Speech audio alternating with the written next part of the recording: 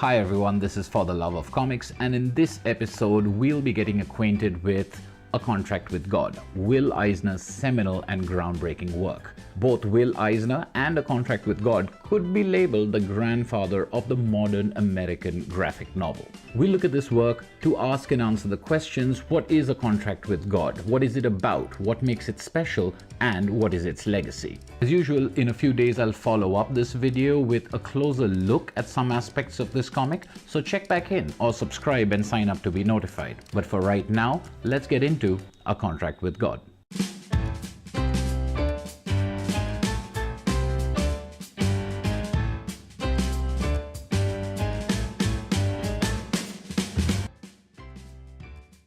A Contract with God is a collection of 4 comic stories that form a story cycle. A story cycle is a collection of independent stories that work as a novel when read together. A Contract with God was written, drawn, designed, and practically self-published by Will Eisner in 1978. A Contract with God has widely been credited or labeled as the first graphic novel, including in the back of this edition right here. And although that's technically not true, it does illustrate the impact and the significance of this work. A Contract with God's full title is A Contract with God and Other Tenement Stories, for it contains 4 stories: the title story A Contract with God, The Street Singer, The Super, and Cuckooline. All 4 stories involve residents of one tenement building in the Bronx, New York City in the early 1930s. A tenement is a cramped apartment complex housing poor working-class residents, and 55 Dropsie Avenue, the tenement in the Bronx of the introduction, is presented as a sample of the urban poor landscape all these stories inhabit. Along with this book, A Contract with God is also the name of a trilogy of books by Will Eisner. After publishing this in 1978, Will Eisner published a number of books until his death in 2005. 2 of them, A Life Force in 1988 and Dropsie Avenue in 1995, also deal with residents of the same tenement building, and these are referred to collectively as the Contract with God trilogy.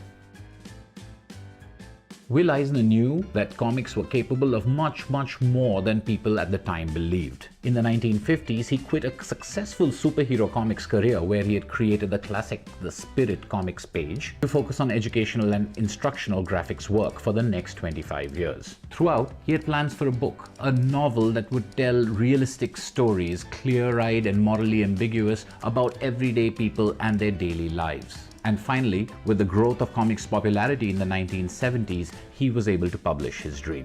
A Contract with God is not a religious book or a fable or a collection of stories with morals. The tales inside it tell of disappointment and frustration, everyday violence and abuse, and idle dreams and constant limitations. Some stories are operatic, almost melodramatic. Others seem cynical, often cruel. Still, they are not hopeless or disillusioned in tone, just as they are not hopeful or optimistic.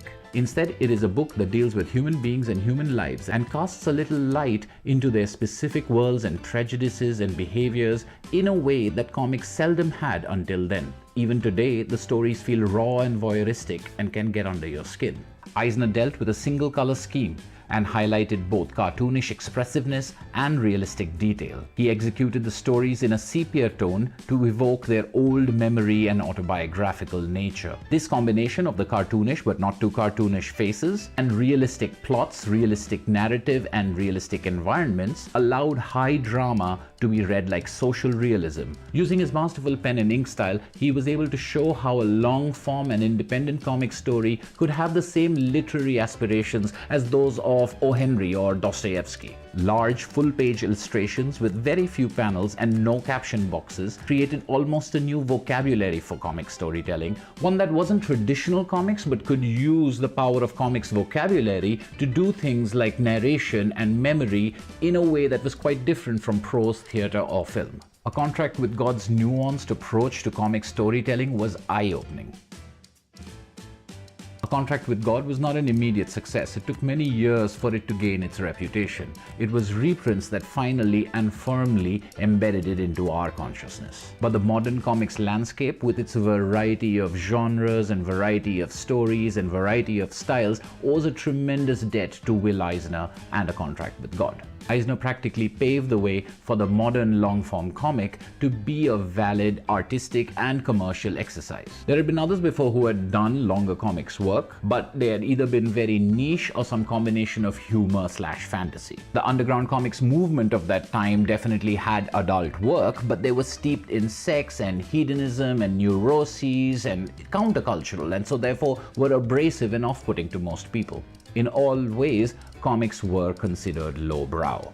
Before A Contract with God, no one had really combined the realism with the length, with the adult nature, and particularly the literary aspirations of the comics medium, at least in America, into one story, and then made it a viable product that everyone could buy. This one-bound volume of comics, being available in a bookstore, not a newsstand, and containing serious stories that dealt with working-class life and families steeped in poverty and culture and subculture, this, I believe, is the true legacy and the biggest legacy of A Contract with God. And that's all we have for today. I hope you enjoyed that, and please leave your comments and questions below. Check back in soon for some more new videos, and as always, thank you for watching.